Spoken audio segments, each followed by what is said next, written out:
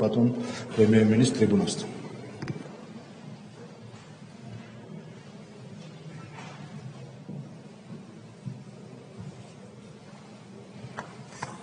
მოგესალმებით ბატონო თავმჯდომარე, მოგესალმებით საქართველოს პარლამენტის წევრებს, საპარლამენტო უმრავლესობის და საპარლამენტო ოპოზიციის წარმომადგენლებს, მოგესალმებით კონსტიტუციური ორგანოების ხელმძღვანელებს, კონსტიტუციური თანამდებობის პირებს, მოგესალმებით საქართველოს თავდაცვალების მეთაურს, მოგესალმებით ავტონომიური რესპუბლიკების მთავრობების თავმჯდომარეებს, უმაღლესი საბჭოების თავმჯდომარეებს, მოგესალმებით დედაქალაქის მერს, დედაქალაქის საკრებულოს თავმჯდომარეს, მოგესალმებით საპატრიარქოს წარმომადგენლებს, მოგესალმებით ჩემს კოლეგებს, საქართველოს მთავრობის წევრებს, მოგესალმებით მედიის წარმომადგენლებს, მოგესალმებით დამსწრე სტუმრებს, მოგესალმებით საზოგადოებას, მათ შორის მოგესალმებით საზღვარგარეთ ცხოვრებ ჩვენს თანამემამულეებს.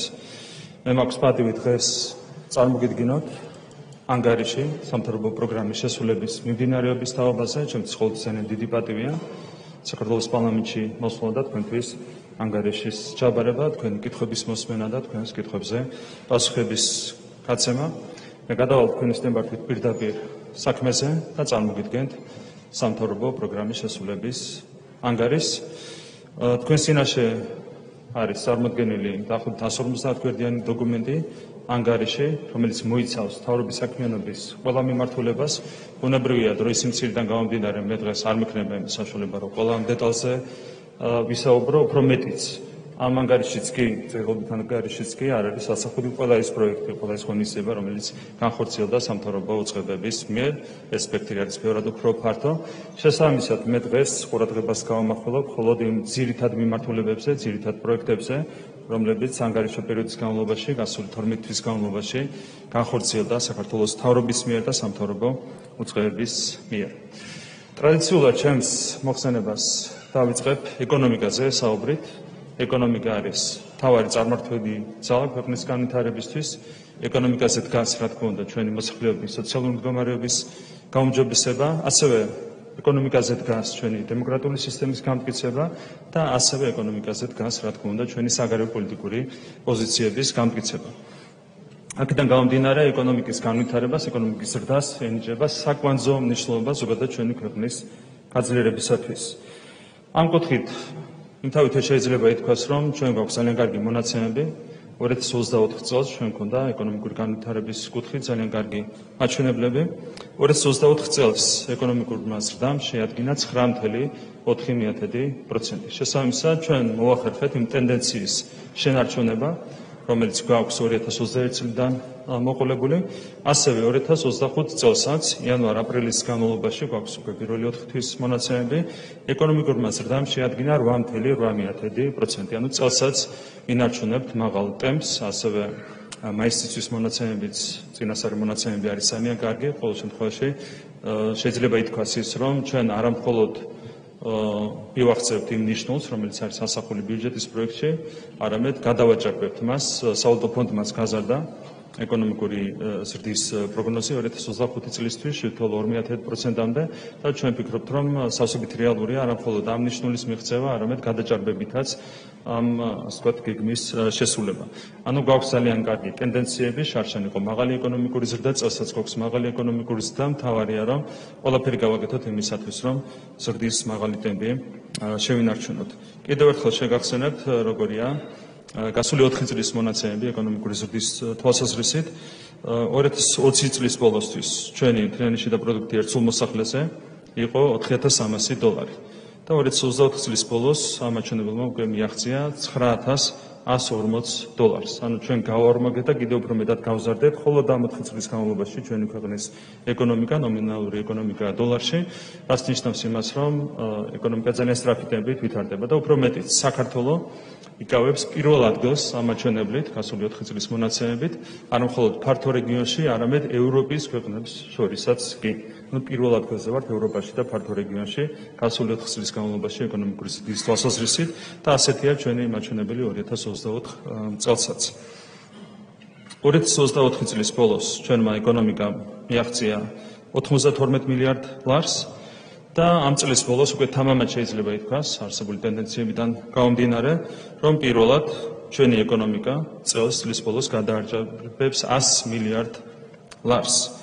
მე მინდა შეგახსენოთ, რომ 2012 წელს, როდესაც ქართული ოცნების გუნდი მოვიდა ხელისუფლებაში, მაშინ ჩვენი ეკონომიკა 28 მილიარდ ლარსაც კი არ შეადგენდა. ანუ ჩვენ შევძელით დაახლოებით გავახუთმაგეთ ამ პერიოდის განმავლობაში ეკონომიკა, რა თქმა უნდა, გჭირდება ამ ტემპის მომავალშიც შენარჩუნება. ასევე ამ წლის ბოლოსთვის პირველად ჩვენი ეკონომიკა ერთ სულმოსახლეზე გადააჭარბებს $10,000. ეს არის ძალიან შთამბეჭდავი მაჩვენებელი, აქაც გჭირდება, რა თქმა უნდა, ამ ტემპის შენარჩუნება.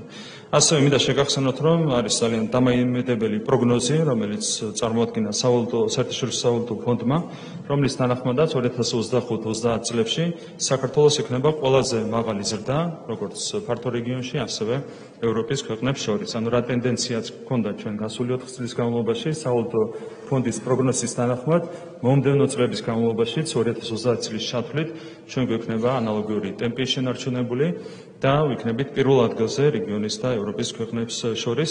საშუალო პროგნოზი არის 5.2%, რაც წარმოადგინა საერთაშორისო სავალუტო ფონდმა, თუმცა აქაც ჩვენ ვფიქრობთ, რომ ჩვენი მაჩვენებელი იქნება კიდევ უფრო მაღალი. რა თქმა უნდა, ეკონომიკის შემდგომი განვითარებისთვის ჩვენ გვჭირდება ინვესტიციების შემდგომი მოზიდვა, ინვესტიციების წახალისება. და ამ კუთხითაც აქტიურად წარიმართებოდა მუშაობა გასული 1 წლის განმავლობაში. ერთ-ერთი ყველაზე შთამბეჭდავი მიღწევა, რაც ჰქონდა ამ კუთხით, იყო არაბული ინვესტიცია, MRS ინვესტიცია, რომელიც ჩაიდება ჩვენს ქვეყანაში მომდევნო 5 წლის განმავლობაში. ეს არის $6 მილიარდი ღირებულების პროექტი, ინვესტიცია, რომელიც განხორციელდება საქართველოში. რა თქმა უნდა, ეს ინვესტიცია დამატებით შეუწყობს ხელს ჩვენი ეკონომიკის განვითარებას. კიდევ უფრო მეტი გჭირდება ასეთი ტიპის პროექტები იმისათვის, რომ მაქსიმალურად დავაჩქაროთ ეკონომიკური ზრდის ტემპები. ხშირად წარიმართება ხოლმე დისკუსია მასთან დაკავშირებით, თუ რამდენად აისახება ჩვენი ქვეყნის ეკონომიკური ზრდა მოსახლეობის ცხოვრების დონეზე. და ამ კუთხითაც მინდა წარმოგიდგენოთ კონკრეტული მონაცემები, 2024 წლის კონკრეტული მონაცემები. ისტორიულ მინიმუმზეა უმუშევრობა ჩვენს ქვეყანაში. გასული წლის ბოლოსთვის უმუშევრობამ შეადგინა 13.9%. ეს არის კიდევ ერთხელ გავიმეორებ ისტორიული მინიმუმი დამოუკიდებლობის აღდგენის შემდეგ. აქაც მინდა შეგახსენოთ, რა მდგომარეობა დახვდა ჩვენ 2012 წელს, მაშინ უმუშევრობა შეადგენდა 26.7%. ანუ ჩვენ ამ პერიოდის განმავლობაში მოახერხეთ უმუშევრობის განახევრება ჩვენს ქვეყანაში. რა თქმა უნდა, კიდევ უფრო სწრაფი ტემპით გჭირდება ეკონომიკის განვითარება იმისათვის, რომ ეს მაჩვენებელი სწრაფი ტემპით შემცირდეს. მხოლოდ 2022-24 წლებში, ანუ საუბარია გასულ 3 წელიწადზე შეიქმნა 185,000-ზე მეტი ახალი სამუშაო ადგილი. 3 წელიწადში არის ძალიან შთამბეჭდავი მაჩვენებელი. 2024 წელს, ანუ მხოლოდ გასულ წელს, ანგარიშო პერიოდის განმავლობაში დასაქმებულთა რაოდენობა გაიზარდა 68,000 ადამიანით და დასაქმებულთა რაოდენობა პირველად დამოუკიდებლობის აღდგენის შემდეგ გადააჭარბა 1,400,000 ადამიანს, რაც არის ისტორიული მაქსიმუმი. ეს იმას ნიშნავს, რომ ეკონომიკური ზრდა პირდაპირ აისახება მოსახლეობის ცხოვრების დონეზე, ადამიანების დასაქმებაზე, რაც არის ჩვენთვის ბუნებრივია განსაკუთრებით მნიშვნელოვანი. ცალკე აღებული ეკონომიკური ზრდას, რა თქმა უნდა, ვერავითარი ფასი არ ექნება, თუ ამ ზრდით არ ისარგებლა თითოეულმა მოქალაქემ და ის მაჩვენებლები, რაც გვაქვს დასაქმების ნაწილში, მეტყველებს იმაზე, რომ ეკონომიკური ზრდა მოსახლეობის ფართო ფენაზეც აისახება. მე მინდა შეგახსენოთ, როგორია ჩვენი მიზნები 2028 წლისთვის. ჩვენი მიზანია მაქსიმუმ 4%-მდე შემცირდეს უმუშევრობის დონე ჩვენს ქვეყანაში. ამისათვის გვინდა რომ შევქმნათ 200,000 სამუშაო ადგილი. იმ ტემპის მიხედვით, რაც გვაქვს აღებული, სავსებით რეალურია 4 წლის თავზე ამ შედეგის მიღწევა. დამატებით 200,000 სამუშაო ადგილის შექმნა ჩვენს ქვეყანაში. ასევე ეკონომიკური ზრდა აისახა მოსახლეობის საშუალო ხელფასის ზრდაზე. 2025 წლის პირველ კვარტალში საშუალო ხელფასმა შეადგინა 2,170 ლარი. აქაც მინდა შეგახსენოთ, რა მდგომარეობა დახვდა ჩვენ თავის დროზე 2012 წელს. მაშინ საშუალო ხელფასი შეადგენდა 712.9 ლარს. შესაბამისად, ამ პერიოდის განმავლობაში ჩვენ 3-ჯერ გავზარდეთ საშუალო ხელფასი ჩვენს ქვეყანაში. აქაც გვაქვს ამბიციური მიზანი 2028 წლისთვის, გვინდა რომ საშუალო ხელფასმა მიაღწიოს 3,500 ლარს. არსებული ტემპების გათვალისწინებით ეს არის სავსებით რეალური. ასევე რა თქმა უნდა, განსაკუთრებით მნიშვნელოვანია ეკონომიკური ზრდა, აისახოს სიღარიბის დაძლევაზე. სიღარიბი არის ერთ-ერთი უმთავრესი გამოწვევა, ეროვნული გამოწვევა ჩვენი ქვეყნისთვის. ჯერ კიდევ მაღალია სიღარიბის მაჩვენებელი და ჩვენი ერთ-ერთი უმთავრესი ამოცანა ის, რომ ეკონომიკის ზრდასთან ერთად მაქსიმალურად შევაცვლოთ სიღარიბის დონე ჩვენს ქვეყანაში. ამ კუთხითაც 2024 წელს ჰქონდა შთამბეჭდავი შედეგი, კერძოდ 2024 წელს 90,000 ადამიანმა დააღწია თავი სიღარიბეს. აქაც მინდა შეგახსენოთ, როგორი იყო მონაცემები 2012 წელს 1,100,000-ზე მეტი ადამიანი ცხოვრობდა საქართველოში სიღარიბის ხვარს მიღმა. როდესაც წინა ხელისუფლების მიერ კონტროლირებადი მედია გვაუწყებდა, რომ ქვეყანა იყო აყვავებული და მოსახლეობა ბედნიერი, 1,100,000-ზე მეტი ადამიანი ცხოვრობდა სიღარიბის ხვარს მიღმა, 30% იყო სიღარიბის მაჩვენებელი და ეს მაჩვენებელი 1,100,000-ზე მეტიდან შემცირდა 350,000-მდე. თუმცა რა თქმა უნდა, ესეც მაღალი მაჩვენებელია, კიდევ ერთხელ გაიმეორებ, რომ ეს არის ჩვენი ერთ-ერთი უმთავრესი ეროვნული გამოწვევა, როდესაც ჩვენი 350,000 თანამოქალაქე ცხოვრობს სიღარიბის ხვარს მიღმა, რა თქმა უნდა, ჩვენ ვერ ვიქნებით კმაყოფილი იქამდე, ვიდრე არ განულდება ეს მაჩვენებელი, თუმცა ტემპი გვაქვს ძალიან კარგი და ვფიქრობთ, რომ საბოლოო ჯამში საშუალო ოდენ პერსპექტივაში ჩვენ შევძლებთ სიღარიბის სრულად დაძლევას ჩვენს ქვეყანაში. ამის გარანტი იქნება ეკონომიკური ზრდის ტემპის შენარჩუნება. 2024 წელს სიღარიბემ შეადგინა 9,4% ჩვენს ქვეყანაში, ანუ პირველად დაფიქსირდა ერთნიშნა მაჩვენებელი, რაც არის ბუნებრივია ძალიან მნიშვნელოვანი. 2023 წელს შეგახსენებთ, სიღარიბის მაჩვენებელი იყო 11,8% და ეს მაჩვენებელი შემცირდა 2,4% პუნქტით. აქაც გვაქვს ამბიციური მიზანი, 2028 წლისთვის გვინდა, რომ მაქსიმუმ 4%-მდე შემცირდეს სიღარიბე ჩვენს ქვეყანაში. აქაც ვიტყვი, რომ არსებული ტემპის გათვალისწინებით ეს შედეგი არის აბსოლუტურად მიღწევადი. ეკონომიკური ზრდის მაღალმა ტემპმა, ზოგადად კარგმა ეკონომიკურმა მაჩვენებლებმა მოგვცა ჩვენ ასევე საშუალება, რომ შეგვენარჩუნებინა ფისკალური კონსოლიდაციის მაღალი ხარისხი და ამაზეც მეტყველებს კონკრეტული მაჩვენებლები 2024 წლიდან. ინფლაცია იყო 1,1%, საშუალო წლიური ინფლაცია, ბიუჯეტის დეფიციტი 1,9%, ესეც დადგენილი ზღვის ფარგლებშია, მიმდინარე ანგარიშის დეფიციტი 4,4%, მთავრობის ვალი 36,1%, აქაც გვაქვს დადგენილი ზღვის ფარგლებში მონაცემები. მე მინდა შეგახსენოთ, რომ 2020 წელს ჩვენმა ვალმა გადააჭარბა 300%-ს და 4 წლის განმავლობაში ჩვენ მოახერხეთ ამ მაჩვენებლის 36%-მდე შემცირება, რაც არის ბუნებრივია ჩვენი მთავრობის საქმიანობის ერთ-ერთი უმნიშვნელოვანესი შედეგი. ასევე ცალკე მინდა გამოვყო ის ფაქტი, რომ ბიუჯეტის გამჭვირვალობის კუთხით საქართველო არის საერთაშორისო ინდექსებში პირველ ადგილზე. ეს არის, რა თქმა უნდა, ერთ-ერთი მნიშვნელოვანი ფაქტორი, რომელიც ხელს უწყობს სწორი ფისკალური მონაცემების შენარჩუნებას. ასევე ხაზი უნდა გაესვას იმას, რომ ჩვენ ვინარჩუნებთ სტაბილურად ლარის კურსს, იყო შემცირების ტენდენციებიც ბოლო პერიოდის განმავლობაში და უფრო მეტიც ეროვნული ბანკი ბოლო პერიოდის განმავლობაში ახერხებდა რეზერვების შევსებას, რამდენიმე 100 მილიონით შეივსო ეროვნული ბანკის სავალუტო რეზერვები.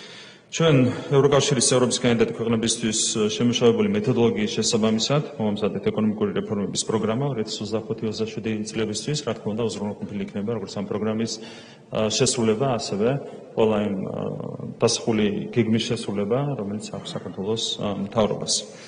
ბუნებრივია, გარდა იმისა, რომ ეკონომიკური ზრდის მაღალდების შენარჩუნებაში ჩვენ გვეხმარება სათანადო ეკონომიკური პოლიტიკა, საგადასახადო რეჟიმი, ლიბერალური ეკონომიკური პოლიტიკა, გვაქვს სწორი მართვის სისტემა ეკონომიკის სფეროში. ძალიან მნიშვნელოვანია ბიზნესის ხარდამჭერის კონკრეტული პროგრამები და რამდენიმე მაგალითი მინდა მოვიყვანო. გრძელდება აწარმოება საქართველოში პროგრამის ფარგლებში შესაბამისი ღონისძიებების დაფინანსება, დაფინანსდა 1500 მეწარმე სუბიექტის ანგარიშო პერიოდის განმავლობაში და შეიქმნა ამ პროგრამის საშუალებით 10,000-ზე მეტი სამუშაო ადგილი. ასევე საგარანტიო სქემის ახორციელო პროგრამა კვლავაც ხორციელდება, დაფინანსდა 267 კომპანიის 292 პროექტი, შეიქმნა 3,300-ზე მეტი სამუშაო ადგილი. ინოვაციების და ტექნოლოგიების სფეროში გვაქვს კონკრეტული პროექტები, რომლებიც ფინანსდება, გვაქვს საგადასახადო შეღავათების სისტემა, რომელიც მოქმედებს, სტარტაპების მომზადების დაფინანსების სისტემა, უზრუნველყოფს მენელების გადამზადებას, ხელოვნური ინტელექტი, ფაგები, აგროტექნოლოგიები, მიმართულებითაც კონკრეტული ნაბიჯები ითქმება. შესაბამისად გვაქვს მრავალი პროგრამა, ეს არის მხოლოდ რამდენიმე სამაგალითო ჩამონათვალი, დეტალური ინფორმაცია არის წარმოდგენილი სამთავრობო ანგარიშში. არის არაერთი პროგრამა, რომელიც დამატებით ხელს უწყობს ეკონომიკური ზრდის სტიმულირებას კონკრეტული პროექტების დაფინანსების საფუძველზე. მნიშვნელოვანია, რომ ტურიზმის სექტორი ვითარდება ასევე სწრაფი ტემპით. 2024 წელს დაფიქსირდა რეკორდული მაჩვენებელი შემოსავლების თვალსაზრისით 4,4 მილიარდი დოლარის შემოსავლები მიიღო ტურიზმიდან ჩვენმა ქვეყანამ 2024 წელს. ჩვენ შარშან უმასპინძლით 7,4 მილიონი საერთაშორისო მოგზაურს.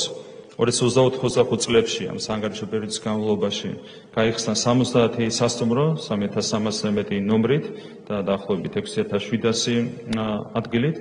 2025-28 წლებში 300-ზე მეტი სასტუმრო დაგვემატება არსებული ასე ვთქვათ გეგმის და პროექტების შესაბამისად და აქ უზრუნველყოფილი იქნება დამატებით 38,000-ზე მეტი ადგილი. ჯამური ინვესტიცია, მოსალოდნელი ჯამური ინვესტიცია არის 2 მილიარდი ლარი.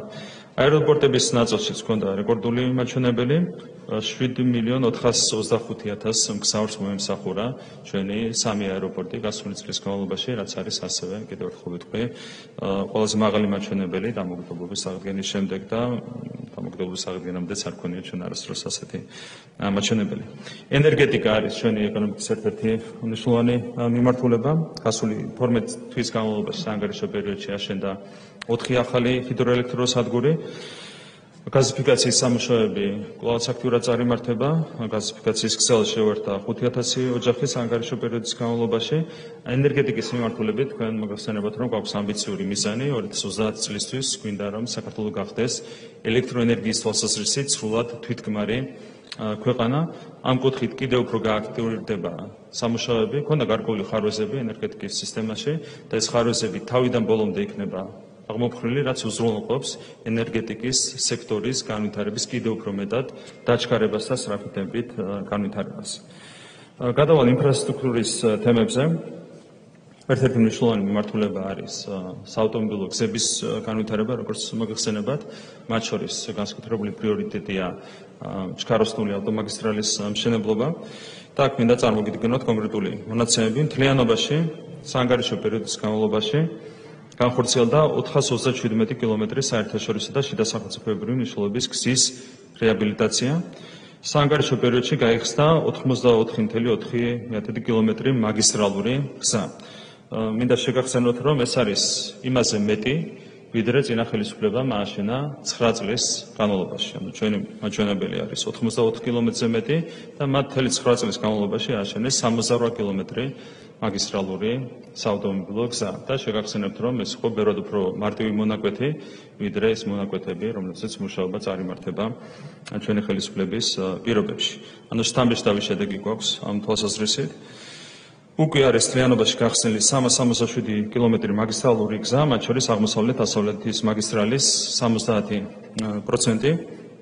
რაც შეეხება დამატებით მონაკვეთებს, ძირითადად ავტომაგისტრალზე, ერთ თვეში გაიხსნება სურამის შემოვლითი გზა 6,4 კილომეტრი სიგრძე. წლის ბოლომდე გაიხსნება რიკოთის მაგისტრალის დარჩენილი 4 კილომეტრიანი მონაკვეთი და ამით წლის ბოლომდე მთლიანად დასრულდება ეგრეთ წოდებული საუკუნის პროექტის განხორციელება რიკოთის ავტომაგისტრალური გზის მონაკვეთის მშენებლობა. 2026 წლის ბოლომდე დასრულდება სამტრედიის ხიდის მშენებლობა. ასევე სამტრედია გრიგოლეთის პირველი 6 კილომეტრიანი მონაკვეთი დასრულდება დეკემბერში, ხოლო მეორე 6 კილომეტრიანი მონაკვეთი მომავალი წლის მაისში. გრიგოლეთ-ქობულეთის დარჩენილი 3 კილომეტრიანი მონაკვეთი დასრულდება წლის ბოლომდე. ანუ ეს არის ის ვადები, რომელსაც კიდევ ერთხელ გადავხედეთ და რომლის ფარგლებშიც არის შესაძლებელი ავტომაგისტრალების მშენებლობის დასრულება. ასევე დავიწყეთ მოსამზადებელი სამუშაოები ბათუმის სარფის მონაკვეთის მშენებლობისთვის, არის საკმაოდ რთული მონაკვეთი და ეს პროექტი სათანადო ვადებში განხორციელდება. ასევე მიმდინარეობს მოსამზადებელი სამუშაოები აზერბაიჯანისა და სომხეთის საზღვრებთან დამაკავშირებელი ავტომაგისტრალის მშენებლობისთვის, ეს არის თბილისის სადახლოს მონაკვეთი და თბილისის წითელი ხიდის მონაკვეთი. წლის ბოლომდე დაიწყება მშენებლობა და დასრულდება 3 წელიწადში 2028 წელს. კახეთის მიმართულებით ასევე ინტენსიურად წარიმართება სამუშაოები, როგორც მოგეხსენებათ, გაიხსნა თბილისის საგარეჯოს 31 კილომეტრიანი ავტომაგისტრალური გზის მონაკვეთი, ასევე ბაკურციხე-წნორის 16.5 კილომეტრიანი გზა. გრძელდება სამუშაოები საგარეჯო ბადიაურის მონაკვეთზე, ეს არის 17 კილომეტრიანი მონაკვეთი, რომლის მშენებლობა დასრულდება მაისის თვეში. რაც ძალიან მნიშვნელოვანია, რა თქმა უნდა, იმისათვის, რომ კახეთის რეგიონი მაქსიმალურად ჭიდროდ იყოს დაკავშირებული ქვეყნის სხვა კუთხეებთან, ეს ხელს შეუწყობს მთლიანად რეგიონის განვითარებას, ტურიზმის განვითარებას, ყველა მიმართულებით რეგიონის განვითარებას. შესაბამისად, მაქსიმალურად სწრაფ ტემპებში დასრულდება ეს პროექტი. ხულოს-არზმის გზა უკვე დაგებულია საფარი 35 კილომეტრზე. გზის ძირითადი ნაწილი დასრულდება მიმდინარე წლის ბოლომდე, ხოლო მეწყრული მონაკვეთები დასრულდება მომავალ წელს ივნისში არის დამარაოდები მეწყრული მონაკვეთებზეც სამუშაოების დასრულება. რუსთავის მაგისტრალი ძალიან მნიშვნელოვანია არა მხოლოდ რუსთავის მოსახლეობისთვის, არამედ დედაქალაქის მოსახლეობისთვისაც. დაიწყო უკვე მიწების გამოსყიდვის პროცესი, წელს გამოცხადდება ტენდერი და 2027 წელს დასრულდება რუსთავის მაგისტრალური გზის მშენებლობაც.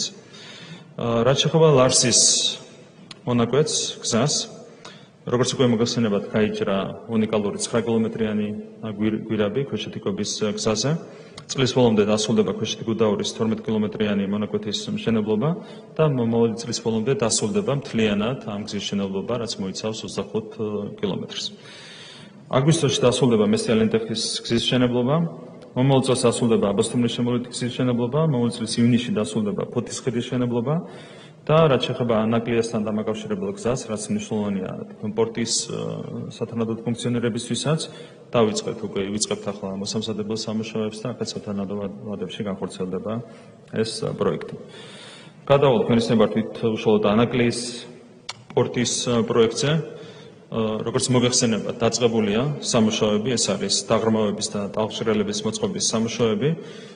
პირველი ფაზა, ამ პროექტის პირველი ფაზა დასრულდება არაუგვიანეს 2029 წლისა. თუმცა ტემპების გათვალისწინებით ვფიქრობთ, რომ ბევრად უფრო მოკლე ვადებშიც არის შესაძლებელი პირველი ფაზის დასრულება. ჯამურად პირველი ფაზის ფარგლებში ჩაიდება 600 მილიონი დოლარის ინვესტიცია და პირველი ფაზის დასრულების შემდეგ, პორტი მოემსახურება წელიწადში 600,000-ზე მეტ კონტეინერს. ანუ არის ძალიან მნიშვნელოვანი ინფრასტრუქტურული პროექტი, რომელიც აუცილებლად სათანადო ვადებში უნდა განხორციელდეს. ეს მთლიანად ქვეყნისთვის არის მნიშვნელოვანი, კონკრეტულად სამეგრელოს რეგიონისთვის არის რა თქმა უნდა მნიშვნელოვანი ამ პროექტის სათანადო ვადებში განხორციელება და დასრულება. რკინიგზის მიმართულებით გვაქვს ასევე მნიშვნელოვანი შედეგები. სრულდება რკინიგზის მოდერნიზაციის პროექტი, რის შემდეგაც რკინიგზის გამტარუნარიანობა გაიზრდება 27 მილიონიდან 58 მილიონ ტონამდე. ასევე დასრულდა ბაქო-თბილისის ხარისხის რკინიგზის პროექტი გათვალისწინებული სამუშაოების 98.9%, ანუ თითქმის ბოლომდეა მიყვანილი ეს სამუშაოებიც. აეროპორტების ნაწილშიც დაწყებული გვაქვს ძალიან მნიშვნელოვანი პროექტები, როგორც მოგეხსენებათ, გადაწყვეტილება იქნა მიღებული ვაზიანში თბილისის ახალი საერთაშორისო აეროპორტის მშენებლობის თაობაზე. თუ დღევანდელი აეროპორტი, მოქმედი აეროპორტი გათვლილია 4 მილიონ მგზავრზე, ახალი აეროპორტი მინიმუმ 18 მილიონ მგზავრზე იქნება გათვლილი. მოსამზადებელი სამუშაოები არის უკვე დაწყებული, წელს დავიწყებთ პარტნიორის შერჩევის პროცედურას და მომავალ წელს უკვე გვეყოლება პარტნიორი კომპანია. 2031 წელს უკვე ჩვენ შევძლებთ აეროპორტის გადატანას ვაზიანში, შესაბამისად, რა თქმა უნდა, ეს პროექტიც ხელს შეუწყობს ზოგადად ჩვენი ქვეყნის დაკავშირებადობის ფუნქციის გაძლიერებას და ტურიზმის განვითარებას ყველა თვალსაზრისით მნიშვნელოვანია, რა თქმა უნდა, ამ პროექტის დროული განხორციელება და დასრულება. ქუთაისის აეროპორტს რაც შეეხება, დღეს დაახლოებით 2 მილიონი მგზავრის გატარება შეუძლია ქუთაისის აეროპორტს და ჩვენი მიზანია 5 მილიონამდე ავწიოთ ეს მაჩვენებელი. ეს არის უმსხვილესი ინფრასტრუქტურული პროექტი, რომელიც ხორციელდება, ინვესტიციაც არის უმსხვილესი, 350 მილიონ დოლარს მოიცავს. დავიწყეთ სრულიად ახალი 3.5 კილომეტრიანი ასაფრენ-დასაფრენი ბილიკის მშენებლობა. 11-დან 17-მდე გაიზრდება ხომალდების სადგომების რაოდენობა ქუთაისის აეროპორტში. და შევძლებთ უფრო დიდი ზომის სამგზავრო და სატვირთო საჰაერო ხომალდების მიღებას ყოველგვარი შეზღუდვების გარეშე. შესაბამისად უნიკალურია თავის შინაარსის პროექტი, რომელიც ხორციელდება. წელს დაიწყება ახალი სამგზავრო ტერმინალის მშენებლობაზე მუშაობა. სრულად ახალი ტერმინალი დაემატება ქუთაისის საერთაშორისო აეროპორტს. რა თქმა უნდა, ეს არის მნიშვნელოვანი მთლიანად ქვეყნისთვის, მაგრამ კონკრეტულად იმერეთის რეგიონის განვითარებაზე ძალიან დადებითად აისახება ამ პროექტის განხორციელება. მთლიანობაში ჩვენი ერთ-ერთი უმთავრესი პრიორიტეტი არის ქვეყნის დაკავშირებადობის ფუნქციის გაძლიერება. ეს არის ჩვენი ისტორიული ფუნქცია. საქართველოს აქვს სტრატეგიული გეოგრაფიული მდებარეობა. ჩვენ ისტორიულად ერთმანეთთან ვაკავშირებდით ევროპას და აზიას, დასავლეთს და აღმოსავლეთს და ჩვენი სურვილია, რომ ეს პოტენციალი მაქსიმალურად ავითვისოთ, გამოვიყენოთ და ამას ემსახურება პირველ რიგში ყველა ის ინფრასტრუქტურული პროექტი, რომელიც ჩამოთვალე ავტომაგისტრალების მშენებლობა, რკინიგზის განვითარება, საზღვაო პორტების განვითარება, აეროპორტების მშენებლობა. რა თქმა უნდა, ყველა ეს პროექტი ხელს შეუწყობს ჩვენი სატრანზიტო დაკავშირებადობის ფუნქციის გაძლიერებას. ცალკე აღნიშნის ღირსია, რომ ორიოდე კვირის წინ ჩვენ გავხსენეთ თბილისის მშრალი პორტი, რომელიც შეიქმნა არაბული ინვესტიციით. ესეც არის ერთ-ერთი მნიშვნელოვანი პროექტი, რომელიც ჩვენი ქვეყნის დაკავშირებადობის ფუნქციის განვითარებას შეუწყობს ხელს. რეგიონული განვითარება არის, რა თქმა უნდა, ჩვენთვის ერთ-ერთი უმთავრესი პრიორიტეტი. ამ პრიორიტეტის გათვალისწინებით, როგორც მოგეხსენებათ, საქართველოს მთავრობის სტრუქტურაში შეიქმნა სრულიად ახალი სამინისტრო, რეგიონული განვითარების სამინისტრო. ჩვენი ერთ-ერთი უმთავრესი პრიორიტეტია, რასაც გქონდა საუბარი ბატონ მინისტრთან, დავხვეწოთ მუნიციპალური განვითარების დაგეგმვის და შესაბამის გეგმების განხორციელების პროცესი. მეტი სისტემურობა გვჭირდება მუნიციპალურ განვითარებაში. ამისათვის უკვე გვაქვს დაწყებული მუშაობა და მომზადდება თითოეული მუნიციპალიტეტისთვის განვითარების გეგმა და გეგმების მიხედვით უნდა განვითარდეს სისტემურად თითოეული მუნიციპალიტეტი, მათ შორის თითოეული მუნიციპალიტეტის ინფრასტრუქტურა. რაც შეეხება პროგრამებს რეგიონული განვითარების მიმართულებით, ეს პროგრამები ინტენსიურად და შეუფერხებლად ხორციელდებოდა. შეგახსენებთ ამ პროგრამების ჩამონათვალს. ეს არის რეგიონული განვითარების ფონდით გათვალისწინებული პროექტები, სოფლის ხარდაჭერის პროგრამა, თის ფონდი, სპეციალური პროგრამა გვაქვს ასევე გამყოფი ხაზის პირას მდებარე დასახლებებისთვის, მუნიციპალური ტრანსპორტის პროგრამა და ამ შემდეგ ძალიან დიდი ინვესტიციები იდება რეგიონული განვითარების მიმართულებით საქართველოს მთავრობის მიერ. ასევე ჩვენ გავზარდეთ არაერთი მუნიციპალიტეტის ბიუჯეტი, მათ შორის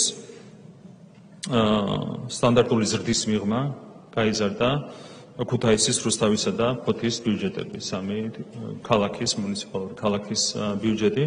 ქუთაის, რუსთავის სტანდარტული ზრდის მიღმა დაემატა თითოეულს 40 მილიონი ლარი, ფოთს დაემატა 20 მილიონი ლარი.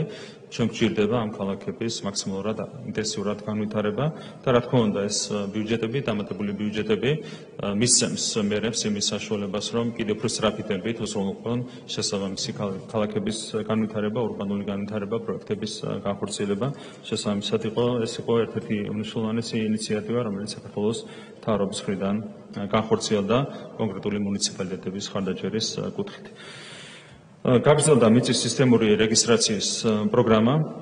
საანგარიშო პერიოდის განმავლობაში აიზომა 810.000 მიწის ნაკვეთი და აქედან დარეგისტრირდა 553.000 მიწის ნაკვეთი. გრძელდება იუსტიციის სახლების მშენებლობა. საანგარიშო პერიოდის განმავლობაში აშენდა 6 ახალი იუსტიციის სახლი. შესაბამისად, იუსტიციის სახლების რაოდენობამ შეადგინა ქვეყნის მასშტაბით 125. აქაც მინდა შეგახსენოთ, რომ 2012 წელს მხოლოდ 12 იუსტიციის სახლი ფუნქციონირებდა ქვეყნის მასშტაბით, 10 ჯერ არის გაზრდილი. როგორც ხედავთ, იუსტიციის სახლების რაოდენობა ქვეყნის მასშტაბით ძალიან მალე იუსტიციის სახლები მოიცავს ქვეყნის მთელ ტერიტორიას. გარდა ამისა, წარმატებით მოქმედებს მობილური იუსტიციის სახლის პროექტი, რომელიც 153 სოფელში არის ხელმისაწვდომი. შესაბამისად, პრაქტიკულად მთელი ქვეყანა არის სათანადოდ დაფარული იუსტიციის სახლების მომსახურებით. დაახლოებით 500 მომსახურებას უწევენ იუსტიციის სახლები ჩვენს თანამოქალაქეებს მთელი ქვეყნის მასშტაბით. წყალმომარაგება, როგორც მოგხსენებათ, არის ერთ-ერთი უმთავრესი პრიორიტეტი. საანგარიშო პერიოდის განმავლობაში 20 ქალაქში მიმდინარეობდა ინტენსიური სამუშაოები. მთლიანობაში ქვეყნის 100-ზე მეტ დასახლებაში მიმდინარეობს 3 მილიარდ ლარზე მეტის ღირებულების პროექტები. წლის ბოლომდე 24 საათიანი სტანდარტის შესაბამისი წყალმომარაგებით უზრუნველყოფილი იქნება გაერთიანებული წყალმომარაგების კომპანიის დაფარვის არეალში მყოფი 31 ქალაქი, 2026 წელს ამასთან ემატება 14 ქალაქი, 2027 წელს 3 ქალაქი და საბოლოო ჯამში წყალმომარაგებით ისარგებლებს უკლებრივ ყველა ქალაქი ქვეყნის მასშტაბით. ინტერნეტიზაცია და ციფრული ტრანსფორმაცია ეს არის ერთ-ერთი მნიშვნელოვანი პროექტი. დასრულდა 800 კილომეტრი ფართოსოლოვანი ინტერნეტ ინფრასტრუქტურის მშენებლობა, დასრულდა 1600 კილომეტრი ოპტიკური ბოჭკოვანი ქსელის მშენებლობა, რომელმაც მოიცვა 290 დასახლება და 190,000 ჩვენი თანამოქალაქე.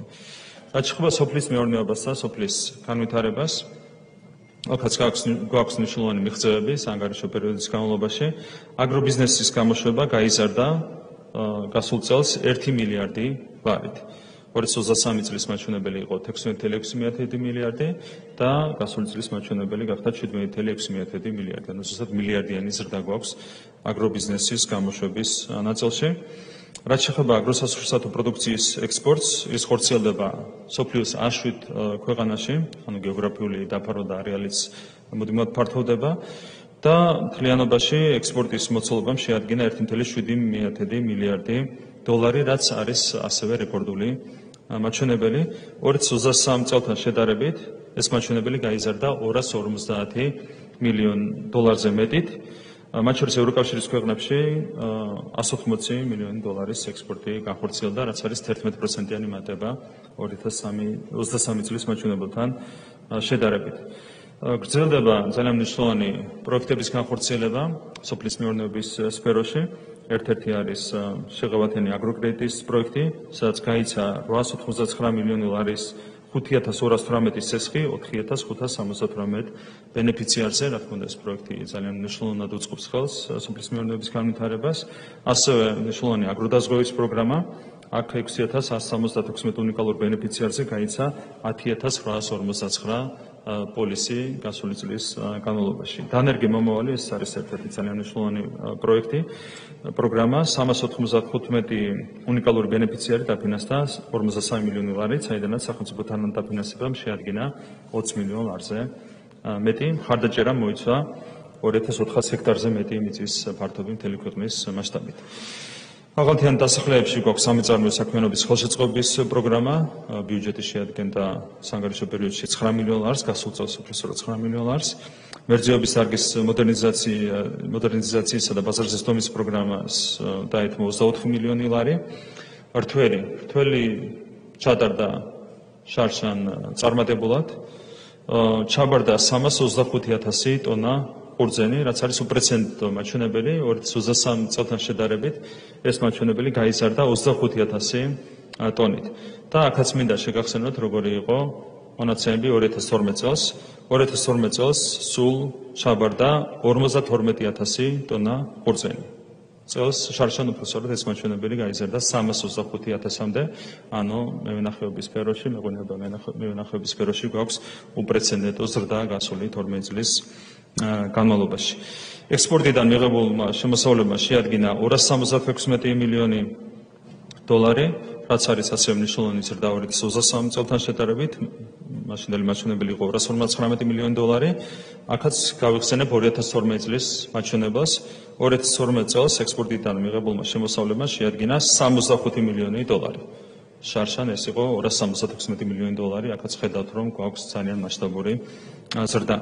მთლიანობაში ღვინისა და სპირტიანი სასმელების ექსპორტიდან გასულ წელს ქვეყანა მიიღო 565 მილიონი დოლარი, ანუ ექსპორტზეა საუბარი. აქაც გვაქვს 23%-იანი მატება 2023 წელთან შედარებით. მევენახეების შემოსავალმა შეადგინა 485 მილიონი ლარი. აქაც გვაქვს უპრეცედენტო მატება 2023 წელთან შედარებითაც კი. მაშინ ეს მაჩვენებელი იყო 350 მილიონი ლარი და ხედავთ როგორ გაიზარდა 485 მილიონ ლარამდე. და აქაც გავიხსენებ 2012 წლის მაჩვენებელს. მაშინ მევენახეების შემოსავალი იყო 70 მილიონი ლარი. 70 მილიონი ლარიდან გაიზარდა 2024 წელს 485 მილიონ ლარამდე. ანუ ხედავთ თუ რამდენად მნიშვნელოვანია ის პროგრამები, რომლებიც ხორციელდება სოფლის მეურნეობის სფეროში, კონკრეტულად მათ შორის მევენახეობის სფეროში, რა თქმა უნდა, მომავალშიც გაგრძელდება ამ დარგის და ზოგადად სოფლის მეურნეობის სხვადასხვა დარგის მხარდაჭერა. გარემოს დაცვის სფეროში გვაქვს კონკრეტული შედეგები, ქვეყნის მასშტაბით გრძელდება საფრთხეების ადრეული შეტყობინების სისტემების დანერგვა. ასევე უცხოელ პარტნიორებთან ერთად ხორციელდება პროექტი მყინვარების შეფასება შესწავლის მიმართულებით და ჩვენ შედეგების შემოდგომაზე გვექნება, რაც მოგვცემს საფრთხეების პრევენციის ეფექტიანი პრევენციის შესაძლებლობას. სხვა მიმართულებით განხორციელდა ტყის აღდგენა-განაშენიანების ღონისძიებები 2120 ჰექტარ ფართობზე. ტყის აღრიცხვის სამუშაოები განხორციელდა 124,000 ჰექტარ ფართობზე, 2025-26 წლებში დაეგმილია სამუშაოები 126,000 ჰექტარზე მეტ ფართობზე. მინდა განვაცხადო, რომ უმკაცრესი ზომები იქნება მიღებული ტყის უკანონო ჭრის წინააღმდეგ, ამ მიმართულებით ძალიან გააქტიურებულია მუშაობა. მე მალობა მინდა გადავხადო საქართველოს პარლამენტს, რომელიც დაგვეხმარა ნორმატიული ბაზის გამკაცრებაში, ამ მიმართულებით მაქსიმალურად კაცრი ზომები იქნება მიღებული ტყის უკანონო ჭრის წინააღმდეგ. ეს არის ერთ-ერთი ძალიან მძიმე დანაშაული. ტყე არის ერთ-ერთი მნიშვნელოვანი სიმდიდრე, რომელიც აქვს ჩვენს ქვეყანასთან, რა თქმა უნდა, ჩვენი ვალია ტყე მაქსიმალურად შევუნახოთ მომავალ თაობებს. აქედან გამომდინარე, რა თქმა უნდა, ვერავის მიცემთ იმის საშუალებას, რომ უდიერად მოეპყრას ჩვენთვის უნიშნულოვანეს სიკეთეს ტყეს ჩვენს ქვეყანაში, ზომები იქნება უმკაცრესი. ასევე გარემოსაცვის სფეროში მინდა განვაცხადო, რომ მაშინ და არასახლებათა ნარჩენების ორი განთავსების ობიექტი და ნარჩენების გადამტვირთავი ორი სადგური, 8 ქალაქში ხორციელდება ატმოსფერული ჰაერის ხარისხის მუდმივი მონიტორინგი, ასევე მიღებული ზომების შედეგად 12 ლოკაციაზე ხორციელდება შავი ზღვის წყლის ხარისხის მონიტორინგი. ეს არის მხოლოდ მცირე ჩამონათვალი ღონისძიებებისა, რომელიც განხორციელდა გარემოსაცვის სფეროში. რაც შეეხება ჯანდაცვას, წარმატებით გრძელდება საყოველთაო ჯანდაცვის პროგრამის ფუნქციონირება, რომელიც მოიცავს პრაქტიკულად მთლიანად ჩვენს მოსახლეობას და თქვენ იცით, რომ ამ პროგრამის შედეგები არის შთამბეჭდავი, მათ შორის 3 წლით გაიზარდა მოსახლეობის სიცოცხლის მოსალოდნელი ხანგრძლივობა, ერთ-ერთი მთავარი, რამაც ეს შედეგი მოიტანა, არის სწორედ საყოველთაო ჯანდაცვის პროგრამა და ზოგადად ჯანდაცვის სფეროში განხორციელებული უმნიშვნელოვანესი პროგრამები. ზოგადად მინდა შეგახსენოთ, რომ 2012 წლის შემდეგ ჯანდაცვაზე სახელმწიფო დანახარჯები გაიზარდა 4-ჯერ და კიდევ უფრო მეტად. მანამდე ეს იყო პრაქტიკულად მიტოვებული სფერო, ადამიანებს ეს ზრუნვა არ იყო წინა ხელისუფლების პრიორიტეტი, ეს ყველა ძალიან კარგად გახსოვთ. თავისთავად უკვე სტატისტიკაც მეტყველებს იმაზე, თუ რამდენად დიდ მნიშვნელობას ანიჭებს ჩვენი ხელისუფლება ადამიანებს ეს ზრუნვას და კონკრეტულად ადამიანების ჯანმრთელობაზე ზრუნვას. 4-ჯერ და მეტად არის გაზრდილი დანახარჯები ჯანდაცვის სფეროში.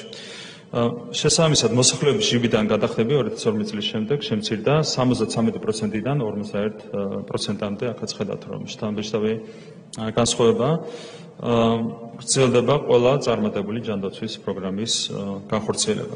სოფლის ამბულატორიებს დაეთმო განსაკუთრებული ყურადღება საანგარიშო პერიოდის განმავლობაში. აშენდა და აღიჭურვა 22 სოფლის ამბულატორია, დაიწყო 12 ამბულატორიის სახელი ამბულატორიის მშენებლობა, დაგეგმილია დამატებით 4 ამბულატორიის მშენებლობა. ეს არის მიმდინარე პროცესი, 50 ამბულატორიაში განახდა აპარატურა. რაც შეეხება პენსიებს, მოგეხსენებათ, რომ ჩვენ გვქონდა დაპირება 2025 წლისთვის გაგვეზარდა პენსია 35 ლარით, რაც შესრულდა და აისახა 2025 წლის ბიუჯეტში. 60 წლამდე ასაკის პენსიონერებისათვის პენსია გახდა 350 ლარი, 60 წელს გადაცილებული პენსიონერებისათვის 450 ლარი. მაღალმთიან რეგიონებში მოქმედებს შესაბამისი დანამატი. აქაც მინდა ერთი მაჩვენებელი კიდევ ერთხელ გავიხსენო, 693,000 იყო პენსიონერების რაოდენობა საქართველოში 2012 წელს და ეს რაოდენობა არის გაზრდილი 869,000-მდე. აქაც პირდაპირ ჩანს, თუ რამხელა ეფექტი აქვს ჯანდაცვის პროგრამებს, რომლებიც ჩვენ დავნერგეთ ჩვენს ქვეყანაში. პენსიონერების რაოდენობის ზრდა 186,000-ით გაიზარდა პენსიონერების რაოდენობა ჩვენს ქვეყანაში. ეს თავისთავად მეტყველებს იმაზე, რომ პირდაპირ შედეგი აქვს ჯანდაცვის პროგრამებს, სოციალურ პროგრამებს, რომლებიც ამოქმედა ჩვენს ქვეყანაში და რომელთა მასშტაბები უპრეცედენტოდ გაფართოვდა გასული წლების განმავლობაში. Salgi აღნიშნავ, რომ 76 მილიონიდან 95 მილიონამდე გაიზარდა სოციალური რეაბილიტაციისა და ბავშვის ზრუნვის სახელმწიფო პროგრამის ბიუჯეტი. გრძელდება დევნილების საცხოვრებლით უზრუნველყოფა. 2024 წელს დაკმაყოფილდა 2022 ოჯახი ახალი საცხოვრებელი ფართობით და 2025 წელს უკვე გასული თვეების განმავლობაში დაკმაყოფილდა 682 ოჯახი. რაც შეეხება განათლებას და მეცნიერებას, მნიშვნელოვნად გაიზარდა ბიუჯეტი ამ სფეროში, კონკრეტულად სკოლამდელი და ზოგადი განათლების ბიუჯეტი გაიზარდა 419 მილიონი ლარით, 2 მილიარდ 53 მილიონი ლარიდან 2 მილიარდ 462 მილიონ ლარამდე. მათ შორის დიდწილად ეს ზრდა განაპირობა სკოლის მასწავლებლების ანაზღაურების ზრდამ. ჩვენთვის რა თქმა უნდა ერთ-ერთი პრიორიტეტია სკოლის მასწავლებლებისთვის სათანადო პირობების უზრუნველყოფა, სოციალური პირობების გაუმჯობესება.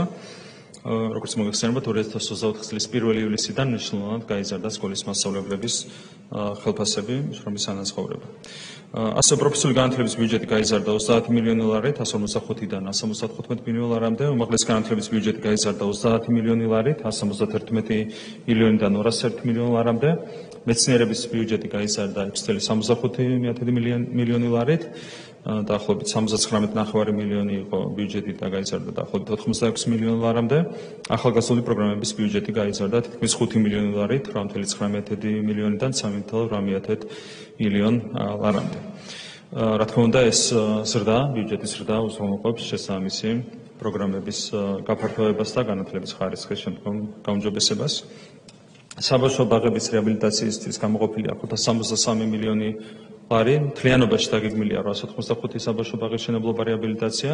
აქედან საანგარიშო პერიოდის განმავლობაში დასრულდა 71 საბავშვო ბაღის შენებლობა რეაბილიტაცია და ამჟამად მიმდინარეობს 253 საბავშვო ბაღის შენებლობა რეაბილიტაცია. ასევე სკოლების მიმართულებითაც გრძელდება ინფრასტრუქტურული სამუშაოების განხორციელება.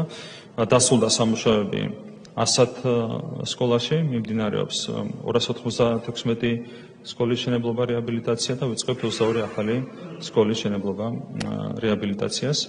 პროფესიული სასწავლებლების მიმართულებით აშენდა 1 ახალი პროფესიოსასწავლებელი და დაიწყო 3 ახალი პროფესიოსასწავლებლის მშენებლობა. რაც შეეხება ზოგადად განათლებას, თქვენ მოგეხსენებათ, რომ ჩვენ დავანონსეთ საუნივერსიტეტო რეფორმა, გვინდა ამბიციური რეფორმის გატარება ამ მიმართულებით. ამისათვის შეიქმნა შესაბამისი სახელმწიფო კომისია, რომელიც ამზადებს კონცეფცია საუნივერსიტეტო რეფორმისთვის. ჩვენ გვაქვს იმის შესაძლებლობა, რომ მხოლოდ თუნდაც სისტემის გადაწყობის საფუძველზე მნიშვნელოვნად ავამაღლოთ უმაღლესი განათლების ხარისხი ჩვენს ქვეყანაში. ეს წინარ გაუსწრებ მოვლენებს უახლოეს მომავალში, დაახლოებით ერთ თვეში წარმოგიდგენთ დეტალურ კონცეფციას, რომელიც ითვალისწინებს საუნივერსიტეტო სფეროში განათლების ხარისხის ფუნდამენტურად ამაღლებას ჩვენს ქვეყანაში. ეს კონცეფცია მოიცავს მრავალ მიმართულებას, დაწყებული ინფრასტრუქტურით, დამთავრებული სასწავლო პროგრამების გადახედვით, უკეთესი პირობების შექმნით ჩვენი პროფესორ-მასწავლებლებისთვის იქნება მართლაც ამბიციური რეფორმა, რომელიც განხორციელდება მომდევნო 3 წლის განმავლობაში ჩვენს ქვეყანაში. მათ შორის ვფიქრობთ ახალი კამპუსების შენებლობას ქუთაისსა და თბილისში ერუსთავის მიმდებარედ. კიდევ ერთხელ გამიმერებ, რომ დეტალურ კონცეფციას ამასთან დაკავშირებით უახლოეს მომავალში წარმოგიდგენთ თქვენ და წარუდგენთ საზოგადოებას. ასევე ძალიან მნიშვნელოვანია ზოგადი განათლების სფეროში რეფორმების განხორციელება. ამ მიმართულებით არაერთი არასწორი ნაბიჯი გადაიდგა წინა ხელისუფლების პირობებში, რასაც ჰქონდა კაცრად იდეოლოგიური მიზნები. ძალიან მანკიერი იდეოლოგიური მიზნები. ჩვენი ერთ-ერთი ამბიციური ამოცანაა რადიკალური ცვლილებები შევიტანოთ ამ სფეროში, მათ შორის ფუნდამენტურად უნდა გადავხედოთ ეროვნულ სასწავლო გეგმას, სასწავლო პროგრამას, სასწავლო სახელმძღვანელოებს. ამ მიმართულებითაც ძალიან მნიშვნელოვანი ღონისძიებები განხორციელდება შემდეგი წლების განმავლობაში. ჩვენ 2-3 წელიწადში უნდა კონდეს ფუნდამენტურად განსხვავებული ვითარება, როგორც სასკოლო განათლების, ისე უმაღლესი განათლების სფეროში და ამას უზრუნველყოფს ის გეგმები, რომლებიც ჩვენ გვაქვს დასახული დეტალებზე, როგორც უკვე ითქვა, მოგვიანებით მეტ ინფორმაციას გაგიზიარებთ. კულტურის სფეროში გაორმაგდა კულტურის ბიუჯეტი, თითქმის გაორმაგდა 27 მილიონი ლარიდან 59 მილიონ ლარამდე გაიზარდა კულტურის სფეროს დაფინანსება. საანგარიშო პერიოდის განმავლობაში დაფინანსდა 470 სხვადასხვა პროექტი, 100 პროექტი განხორციელდა, მათ შორის 16 სხვადასხვა ქვეყანაში, ჩატარდა 194 გამოფენა, კულტურული ღონისძიება, განხორციელდა 70 კულტურული მემკვიდრეობის ძეგლის რეაბილიტაცია. ზოგადად ამ მიმართულებითაც მნიშვნელოვანია ფუნდამენტურად გადაიხედოს ხედვა კულტურის განვითარების მიმართულებით. ჩვენ გვჭირდება ქართული კინოს აღორძინება, ქართული თეატრის აღორძინება, ჩვენ გვახსოვს აცრევლების მანძილზე როგორი იყო ვითარება ამ სფეროებში, კულტურის სხვადასხვა დარგში და დღეს გვაქვს რადიკალურად განსხვავებული მოცემულობა. ეს არ არის მარტო ჩვენი ქვეყნის პრობლემა, ზოგადად მაინც და მაინც, ასე ვთქვათ, დადებითი განვითარების ეტაპი არ უდგას მსოფლიო მასშტაბით კულტურის სხვადასხვა დარგს, მაგრამ ჩვენ ყველაფერი უნდა გავაკეთოთ იმისათვის, რომ კულტურის ყველა დარგის აღორძინებას ევისწრუნოთ. აქაც გვჭირდება ფუნდამენტური ხედვის შემუშავება და ამ თემაზეც გრძელდება, რა თქმა უნდა, აქტიური მუშაობა. Ცალკე შევეხები გელათის საკითხს, რომელთან დაკავშირებითაც წინა შარშანდელი გამოსვლის პერიოდში არაერთი კითხვა დაისვა. ამ პერიოდის განმავლობაში ორჯერ ვიყავით ჩასული გელათში, პირადად გავეცანი ადგილზე სამუშაოებს და მინდა გითხრათ, რომ ძალიან მნიშვნელოვანი ღონისძიებები განხორციელდა, ზომები იქნა მიღებული იმისათვის, რომ აღდგეს ძეგლი იმ მდგომარეობით, რა მდგომარეობამდეც იყო კონკრეტული დაზიანების მიღებამდე და ამისათვის არის კონკრეტული ზომები მიღებული, კერძოდ აშენდა დროებითი კონსტრუქცია, რომელიც მთლიანად დაიცავს ტაძარს ნებისმიერი ნალექისგან და უზრუნველყოფს ტაძრის გამოშრობას, რაც საშუალებას გვაძლევს იმისა, რომ მოხდეს როგორც უნიკალური ფრესკების კონსერვაცია, ასევე მოზაიკის კონსერვაცია. ყველა ზომა იქნება მიღებული იმისათვის, რომ ეს რეაბილიტაციის სამუშაოები ძალიან მალე დასრულდეს და გელათი მთელი თავისი ბრწყინვალებით დაუბრუნდეს ჩვენს ქვეყანას და ჩვენს საზოგადოებას. მე მინდა მადლობა გადავუხადო განსაკუთრებით საპატრიარქოს და საპატრიარქოს კონკრეტულ წარმომადგენლებს, რომლებიც არიან ჩართული ამ პროცესში, ყველა იმ ნაბიჯისთვის, რომელიც გადაიდგა ძეგლის აღდგენა განახლებისთვის. სპორტის სფეროზე გადავალ. როგორც მოგეხსენებათ, სპორტი არის ჩვენთვის ერთ-ერთი უმთავრესი პრიორიტეტი. ამის ერთ-ერთი გამოხატულება იყო ის, რომ ჩვენ ცალკე გამოყავით სპორტის სამინისტრო. სპორტის ბიუჯეტი გაიზარდა 2024 წელს წინა წელთან შედარებით 53 მილიონი ლარით, 255 მილიონი ლარიდან 298 მილიონი ლარამდე. ჩვენს ინვესტიციებს სპორტის სფეროში მოაქვს კონკრეტული შედეგები. ეს შედეგები არის გამოხატული კონკრეტული მონაცემებით, რომლებიც მინდა წარმოგიდგინოთ. შარშან ჩვენ გვქონდა მედლების, საერთაშორისო მედლების რეკორდული რაოდენობა 1299 საერთაშორისო მედალი აიღეს ჩვენმა სპორტსმენებმა გასული წლის განმავლობაში. თითოეულ სპორტსმენს ეკუთვნის ჩვენი განსაკუთრებული მადლობა. აქედან 451 იყო ოქროს მედალი, 413 ვერცხლი, 455 ბრინჯაოს მედალი. ასევე მე მინდა უბრალოდ შეგახსენოთ, ხოლმე ძალიან კარგად მოგეხსენებათ, როგორ იყო სპორტის მიღწევები საანგარიშო პერიოდის განმავლობაში. როგორც მოგეხსენებათ, ჩვენი ფეხბურთელები საამაყოდ წარსდგნენ ევროპის ჩემპიონატზე და პირველად გამოვიდნენ ევროპის ჩემპიონატზე და პირველივე ჯერზე მათ შეძლეს ჯგუფური ეტაპის დაძლევა. ასევე პირველად ისტორიაში ახალგაზრდულმა ნაკრებმა დაძლია საკვალიფიკაციო ეტაპი და ასე გავიდა ევროპის ჩემპიონატზე. რამდენიმე წუთი დააგდათ ჯგუფური ეტაპის გავლამდე, დასანანი მარცხი იყო, თუმცა ძალიან კარგად გამოვიდნენ ჩვენი ახალგაზრდები ევროპის ჩემპიონატზე. ხელბურთელები ზედიზედ მეორედ გავიდნენ ევროპის ჩემპიონატზე, წყალბურთელები კიდევ ერთხელ გავიდნენ ევროპის ჩემპიონატზე, კალათბურთელები მორიჯერზე გავიდნენ ევრობასკეტზე და რა თქმა უნდა ძალიან დიდი ინტერესით ველოდებით ჩვენ სექტემბერში მათ გამოსვლას ევრობასკეტზე. რაგბის თემა მოიგეს რაგბი ევროპა და კიდევ ერთხელ გავიდნენ მსოფლიო ჩემპიონატზე. ჩვენმა ოლიმპიელებმა მიაღწიეს უპრეცედენტო შედეგს და გუნდურ ჩათვლაში ყველაზე მაღალი ადგილი მოიპოვეს ბოლო ოლიმპიადაზე. მადლობა მინდა გადავუხადო ჩვენს ოლიმპიელებს ამისათვის, მათ შორის ჩვენს ორ კოლეგას, განსაკუთრებული მადლობა თითოეულ თქვენგანს ამ მიღწევისთვის. ჩვენმა პარალიმპიელებმაც გაგვახარეს და მათაც პირველი მაჩვენებელი აიღეს გუნდურ ჩათვლაში ისტორიის მანძილზე, მათაც განსაკუთრებული მადლობა მინდა გადავუხადო. და განსაკუთრებული მადლობა ასევე ძიუდოისტებს. პირველად ისტორიაში დღეს ჩვენი ძიუდოისტების ნაკრები გუნდი არის როგორც ევროპის, ისე მსოფლიო ჩემპიონი. ეს არის საამაყო მიღწევა და მადლობა მათ ამისათვის. არ მინდა ვინმე და რამე გამოჩნდეს, როგორც უკვე ითქვა, ჩვენმა სპორტსმენებმა მიიღეს 1299 საერთაშორისო მედალი. მთლიანობაში ქართული სპორტი გამოიცა ძალიან დიდი წარმატებით, რაც არის მნიშვნელოვანი არა მარტო ცალკე აღებული სპორტის განვითარებისთვის, მანამდე მქონდა საუბარი ჯანმრთელობაზე, რა თქმა უნდა სპორტი ნიშნავს მეტ ჯანმრთელობას, უფრო ჯანმრთელ მომავალთაობას, მეტ ინტერესს ბავშვებში, რომ ჩაერთონ სპორტულ აქტივობებში. ამ კუთხითაც ძალიან მნიშვნელოვანია ის მიღწევები, რომელთაც ჩვენმა სპორტსმენებმა გაგვახარეს ამ გასული 1 წლის განმავლობაში. ჩვენ უნდა შევუწყოთ ხელი სპორტის შემდგომ განვითარებას, ამისათვის გვაქვს კონკრეტული გეგმები.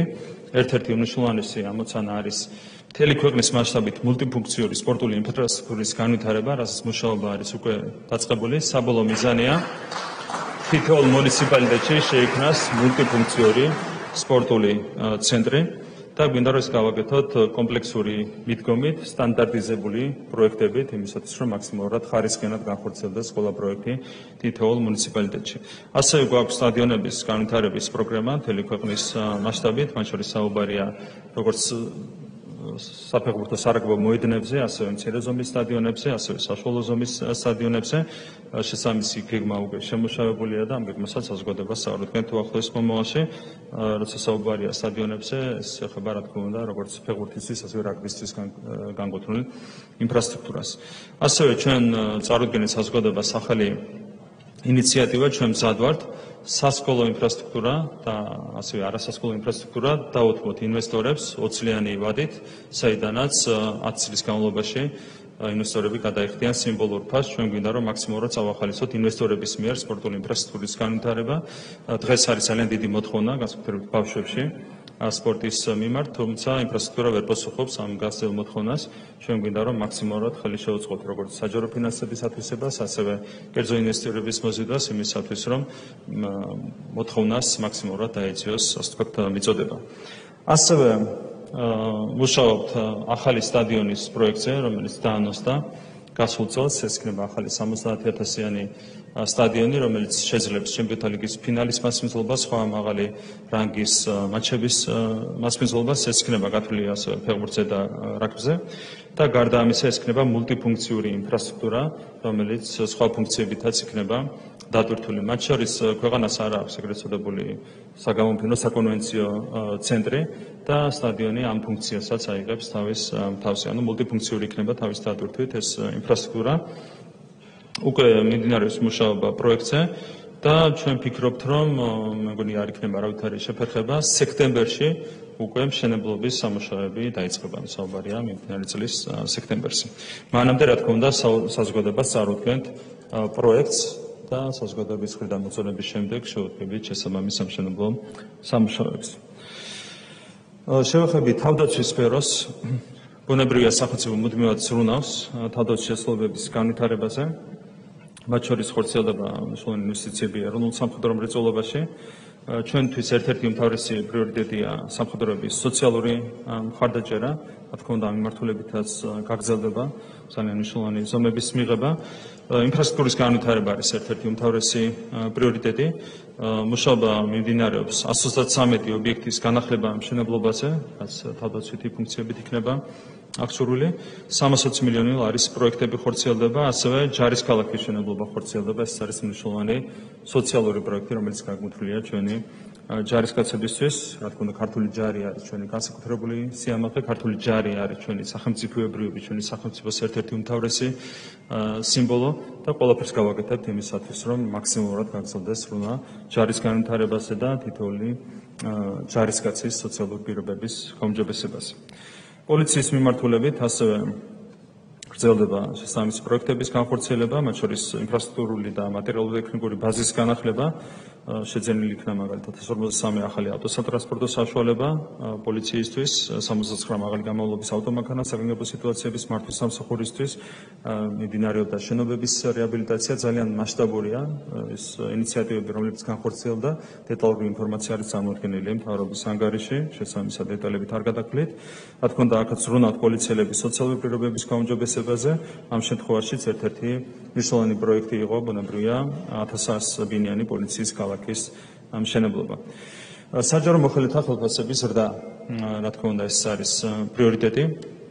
წელსაც უზრუნველყოფილი იქნა 10%-ით საჯარო მოხელეთა ხელფასების მატება, როგორც მოგეხსენებათ, ასევე მნიშვნელოვნად გაიზარდა საბავშვო ბაღების პერსონალისა და სახელმწიფო და სპორტული სკოლების პერსონალის ხელფასები მიმდინარე წლიდან. შევეხები საგარეო პოლიტიკის საკითხებს, რა თქმა უნდა, ჩვენთვის ძალიან მნიშვნელოვანია ჩვენი ქვეყნის საგარეო პოლიტიკური პოზიციების გამტკიცება და ჩვენი საერთაშორისო კავშირების გაფართოება. ამისათვის ძალიან მნიშვნელოვანი ვიზიტები განხორციელდა არაერთ ქვეყანაში, მათ შორის მეც პირადად გქონდა მნიშვნელოვანი ვიზიტები, როგორც რეგიონის ქვეყნებში, ასევე შუა აზიის ქვეყნებში. არაფრაგაერთიანებულ საამიროებში, უნგრეთში შედგა რამდენიმე ვიზიტი. უნგრეთი, როგორც მოგეხსენებათ, არის ჩვენი ქვეყნის ევროპული ინტეგრაციის მთავარი მხარდამჭერი ევროპული ქვეყანა. საერთაშორისო სამიტებში მონაწილეობა იყო ძალიან მნიშვნელოვანი. ყველა მიმართულებით მაქსიმალურად ვცდილობთ, რომ გავაფართოვოთ ჩვენი საერთაშორისო კავშირები. რაც შეეხება ამერიკის შეერთებულ შტატებთან ურთიერთობას, რაც არის ჩვენთვის ბუნებრივია ძალიან მნიშვნელოვანი პრიორიტეტი, როგორც მოგეხსენებათ, ჩვენ გავაკეთეთ საჯარო განცხადება ამ თემასთან დაკავშირებით, ჩვენ მზად ვართ აღვადგინოთ სტრატეგიული პარტნიორობა ამერიკის შეერთებულ შტატებთან და მზად ვართ უფრო მეტიც გავაკეთოთ ეს კონკრეტული გზამკვლევით, სადაც ასახული იქნება სარგებელი ორივე ქვეყნისთვის. ველოდებით შემოხვედრ ნაბიჯებს, ძალიან მნიშვნელოვანი ნაბიჯები გადაიდგა საელჩოების მიმართულებით, მათ შორის ძალიან მნიშვნელოვანი იყო, რომ დაინიშნა საქართველოს ელჩი ამერიკის შეერთებულ შტატებში. ჩვენ ვფიქრობთ, რომ ეს ბოლოდროინდელი ცვლილებები საბოლოოში ხელს შეუწყობს ურთიერთობების გადატვირთვას და იმედი გვაქვს, რომ აღდგება სტრატეგიული პარტნიორობა საქართველოსა და ამერიკის შეერთებულ შტატებს შორის. რაც შეეხება საქართველოს ევროკავშირის ურთიერთობებს, მოგეხსენებათ, აქ გვაქვს ძალიან მნიშვნელოვანი გამოწვევები, არის უსამართლო მიდგომა ევროპული ბიუროკრატიის მხრიდან, თუმცა ჩვენ ვრჩებით ბუნებრივია საუბრის რეჟიმში ჩვენ მზად ვართ გადავდგათ ყველა ნაბიჯი იმისათვის, რომ ხელი შეუწყოთ ჩვენი ქვეყნის ევროპულ ინტეგრაციას. ჩვენ გვაქვს გაცხადებული მიზანი 2030 წელს გავხდეთ ევროკავშირის სრულფასოვანი წევრი ქვეყანა. ამისათვის ქვეყანა იქნება თავიდან ბოლომდე მზად 2030 წლისთვის, თუ იქნება სამართლიანი და ჯანსაღი მიდგომა, ამ შემთხვევაში, რა თქმა უნდა, ევროინტეგრაციას ვერაფერი დაუდგება წინ. ვართ მშვიდად ბოლოდინის რეჟიმში, პრაგმატულად ვაგრძელებთ მუშაობას ამ მიმართულებით, იმედია, რომ აქაც გადაიდგება ჯანსაღი და სამართლიანი ნაბიჯები ევროპული ბიუროკრატიის მხრიდან. რაც შეეხება ჩინეთთან ურთიერთობას, არის ერთ-ერთი უმნიშვნელოვანესი პრიორიტეტი ჩვენი ქვეყნისთვის, ჩვენი ხელისუფლებისთვის, ჩვენი ამოცანა პოლიტიკური და სავაჭრო ეკონომიკური კავშირების მაქსიმალურად გაღრმავება ჩინეთთან. ჩვენ შარშან წინ მოვაწერეთ ხელი სტრატეგიული პარტნიორობის შეთანხმებას და ყველაფერს გავაკეთებთ იმისათვის, რომ ეს შეთანხმება კონკრეტულ შედეგებში აისახოს მომავალშიც. ამაზე აქტიური მუშაობა მომავალშიც გაგრძელდება. ნატოსთან აქტიურად თანამშრომლობთ, მათ შორის ერთობლივი წვრთნების, სხვა ღონისძიებების ფორმატში. აქტიურად მუშაობთ არაღიარების პოლიტიკის მიმართულებით, რასაც აქვს ბუნებრივია თავისი შედეგი და ბუნებრივია აგრძელებთ მოქმედებას ეგრეთ წოდებული პრაგმატული პოლიტიკით, რასაც რა თქმა უნდა ალტერნატივა არ აქვს ჩვენი ქვეყნისთვის და ამ პრაგმატულმა პოლიტიკამ მოიტანა თავისი კონკრეტული შედეგები, რასაც მოგვიანებითაც შევეხები. ცალკე მინდა აღვნიშნო სამშვიდობო ინიციატივები, რომლებიც განხორციელდა საანგარიშო პერიოდის განმავლობაში. ეს იყო მაგალითად 51 ჰუმანიტარული ნდობის აღდგენის პროექტი, 16 ქართულ-აფხაზური ერთობლივი ბიზნესის ინიციატივა. ჩვენ უნკურნალეთ 1422 პაციენტს ოკუპირებული რეგიონებიდან. ეს არის მხოლოდ მცირე ჩამონათვალი იმ ღონისძიებებისა, რომლებიც ხორციელდება. რა თქმა უნდა, ყველაფერს გავაკეთებთ იმისათვის, რომ ხელი შეუწყოთ ნდობის აღდგენას. განახორციელებთ სამშვიდობო ინიციატივებს, ეს არის ერთ-ერთი ჩვენი უმთავრესი პრიორიტეტი. და რა თქმა უნდა, ჩვენი ერთ-ერთი უმთავრესი ამოცანა, ჩვენი მმართველობის სისტემის შემდგომი დახვეწა. წინა გამოსვლისას შარშან მე განვაცხადე, რომ ჩვენი ერთ-ერთი უმთავრესი პრიორიტეტი იქნება კორუფციის მაქსიმალურად შემცირება ჩვენს ქვეყანაში. ჩვენ გვაქვს მაღალი მონაცემები საერთაშორისო რეიტინგებში. უსწრებთ მშვიდრა ქვეყანას, ევროკავშირის მშვიდრა ქვეყანას კორუფციის სიმცირის თვალსაზრისით, თუმცა რა თქმა უნდა, ჩვენ არ შეიძლება ამით აკმაყოფილდეთ, ჩვენ გვაქვს ამბიციური მიზანი, შევიდეთ სოფლიო სამეულში კორუფციის სიმცირის თვალსაზრისით. პოლიტიკური ნება არსებობს, დანარჩენი არის დამოკიდებული, რა თქმა უნდა, ამ ნების აღსრულებაზე. ყველა პირობა გვაქვს იმისათვის, რომ ეს შედეგი მივიღოთ ახლო მომავალში. ამისათვის საქართველოს მთავრობამ კონკრეტული ნაბიჯების გადადგა გასული წლის განმავლობაში მიმდინარე წელს. როგორც მოგეხსენებათ, საქართველოს მთავრობა უზრუნველყოფს ყველა მისი აქტის გასაჯაროებას. ყველაფერი დევს ხელის გულზე, ნებისმიერ ადამიანს შეუძლია გაიცნოს საქართველოს მთავრობის აქტებს, ყველაფერი არის აბსოლუტურად გამჭვირვალე. დღემდე ეძიებიან მთავრობის აქტებს, თუმცა ვერაფერი მათთვის საინტერესო ვერ ნახეს ჩვენი კრიტიკის მოსურნეება, რატომ? იმიტომ რომ მთავრობა მუშაობს გამჭვირვალედ და მუშაობს პრინციპების შესაბამისად, რა თქმა უნდა, ასე გავაგრძელებთ მომავალშიც მუშაობას. ასევე კითხვები დაისვა ჟურნალისტებმა კითხეს, რატომ არ იყო გასაჯაროებული საჯარო მოსამსახურეთა დეკლარაციები. დავინტერესდი, მეორე დღესვე გაიხსნა ყველა დეკლარაცია, ჩავერია. დეკლარაციები გაიხსნა, აქაც ეძიებენ გარკვეულ საკითხებს, თუმცა დღემდე წარუმატებლად რაც არის ძალიან კარგი. ჩვენ უარი ვთქვით უძრავი ქონების პირდაპირ მიღების პრაქტიკაზე. თავისთავად ეს პრაქტიკა შეიცავს რისკებს, მათ შორის კორუფციის რისკებს, აქედან გამომდინარე მივიღეთ პრინციპული გადაწყვეტილება და ქონების, უძრავი ქონების, მათ შორის მიწის რესურსის პირდაპირ მიღების პრაქტიკა ასე ვთქვათ, დასრულდა საქართველოს მთავრობის მხრიდან. ეს იყო მნიშვნელოვანი ნაბიჯი, რომელიც ჩვენი მხრიდან გადაიდგა. საჯარო სამსახურში კადრების ოპტიმიზაცია, ეს იყო ერთ-ერთი მნიშვნელოვანი გადაწყვეტილება, რაც მივიღეთ, დავიწყეთ სახელმწიფო საწარმოები, თუმცა ეს ნაბიჯი მოიცავს, რა თქმა უნდა, სხვა სტრუქტურებსაც. მხოლოდ სახელმწიფო საწარმოებში, ენერგეტიკის და რკინიგზის სახელმწიფო საწარმოებში ოპტიმიზაციის ხარჯზე ჩვენ უკვე მოახერხეთ 60 მილიონ ლარზე მეტის დაზოგვა წლიურ ჭრილში. ეს ნიშნავს იმას, რომ ჩვენ 4 წლის განმავლობაში გამოგვითავისუფლდა 240 მილიონი ლარი, რომელიც კონკრეტული პროექტების განხორციელებისკენ შეიძლება მიმართოთ. და ეს არის მხოლოდ დასაწყისი, ოპტიმიზაციის რესურსის დამატებით არსებობს და რა თქმა უნდა, მიმართულებით გაგრძელდება მუშაობა. ასევე ეს ნაბიჯი ჩვენ მოგცემს სახელმწიფო საწარმოების რეფორმის, სრულფასოვანი რეფორმის გატარების საშუალებას. აქტიურად მუშაობთ იმისათვის, რომ მაქსიმალურად დაიხვეწოს საჯარო შესყიდვების პრაქტიკა და ინფრასტრუქტურის სამუშაოების ხარჯეფექტიანობისა და ხარისხის ზედამხედველობის პრაქტიკა. ამ კუთხითაც ძალიან კონკრეტული ნაბიჯები იქნება გადადგმული. მათ შორის ერთ-ერთი, რაც უკვე ვახსენე ნაწილობრივ, არის პროექტების სტანდარტიზაციის პრაქტიკა, რაც გვინდა დავნერგოთ, როდესაც საქმე ეხება ქვეყნის მასშტაბით განსავითარებული ინფრასტრუქტურას, ეს შეიძლება იყოს მაგალითად სკოლები, საბავშვო ბაღები, მულტიფუნქციური სპორტული ცენტრები და ეს შემდეგ, გვინდა შემოვიღოთ პროექტების სტანდარტიზაციის პრაქტიკა, რაც ერთი მხრივ ხარჯებს შეამცირებს, მათ შორის პროექტირების ხარჯებს შეამცირებს, ასევე უზრუნველყოფს კორუფციის შემცირებას, რისკების დაზღვევას და გაიზრდება ბუნებრივია შესაბამისი ინფრასტრუქტურული სამუშაოების შესრულების ხარისხიც. გარდა ამისა, გაძლიერდება კონტროლის სისტემა. ამისათვის იქნება უზრუნველყოფილი რამდენიმე სამსახურის კოორდინაცია.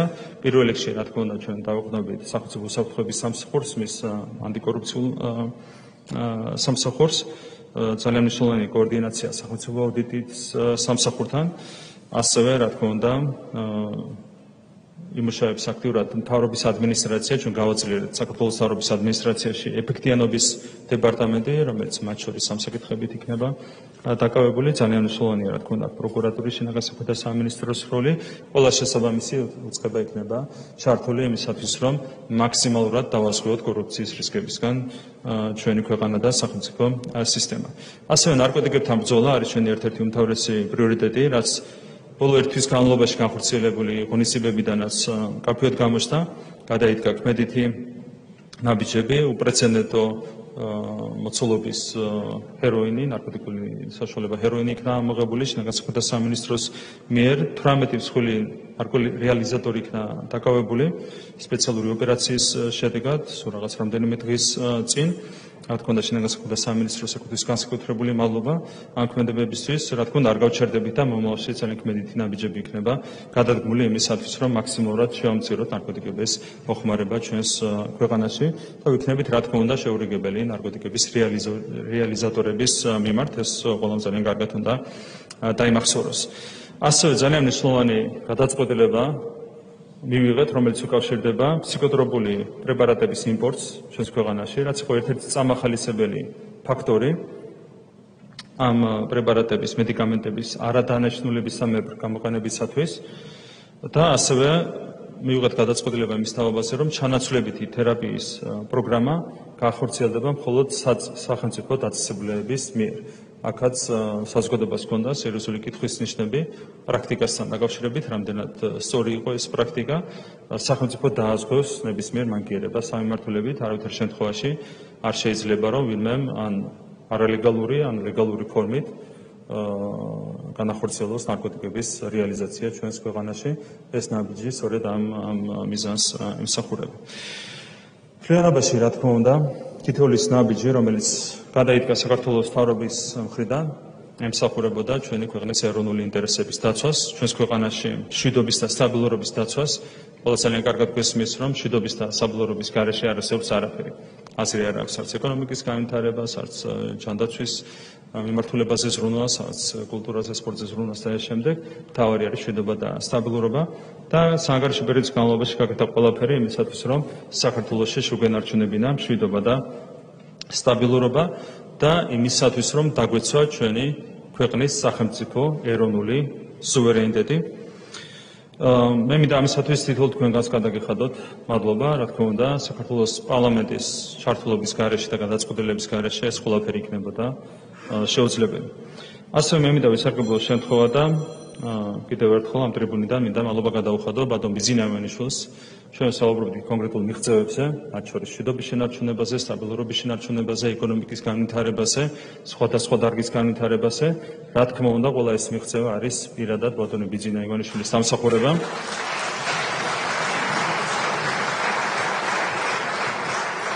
რომელმაც 2012 წელს რადიკალურად შეცვალა ხელისუფლების მიდგომა საკუთარი ქვეყნის და საკუთარი ხალხის მიმართ.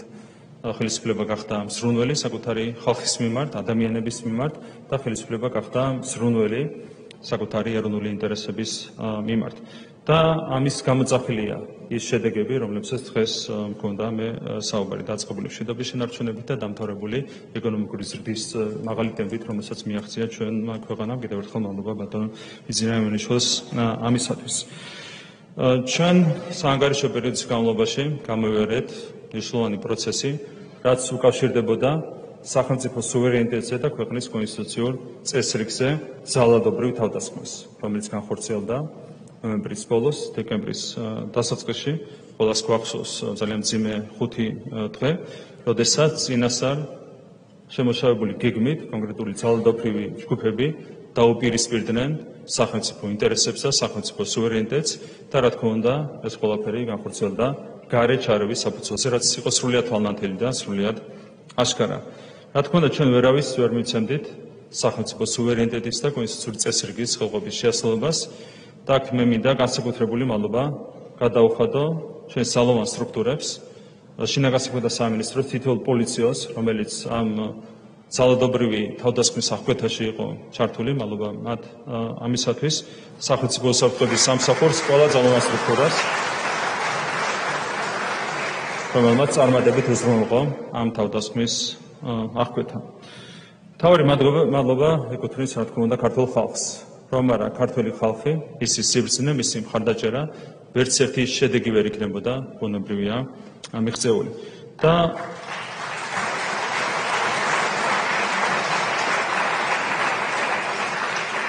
ამ თვალსაზრისით, რა თქმა უნდა, გადამწყვეტი იყო ქართველი ხალხის ნება, რომელიც გამოვლინდა გასული წლის 26 ოქტომბერს საპარლამენტო არჩევნებში. ეს იყო ძალიან რთული არჩევნები, იყო ძალიან სერიოზული უხეში გარე ჩარევა, იყო ყალბი გზავნილის თავსმოხვევის ცდილობა, რომ თითქოს ეს იყო რეფერენდუმი რუსეთსა და ევროპას შორის, ასეთი გზავნილები ძალიან კარგად გახსოვთ. სინამდვილეში ეს იყო ნამდვილად რეფერენდუმი, ოღონდ სასწორზე იდგა ორი სხვადასხვა რამ. ეს იყო ომი და მშვიდობა. და საბოლოო ჯამში ქართულმა ხალხმა, სწორედ თავისი სიბრძნით მიიღო პრინციპული გადაწყვეტილება მშვიდობის სასარგებლოდ და სწორედ ქართველი ხალხის დამსახურება პირველ რიგში ის, რომ ჩვენს ქვეყანას დღეს აქვს მშვიდობა და ქვეყანა აგრძელებს სტაბილურ განვითარებას. კიდევ ერთხელ განსაკუთრებული მადლობა ქართულ ხალხს ამისათვის.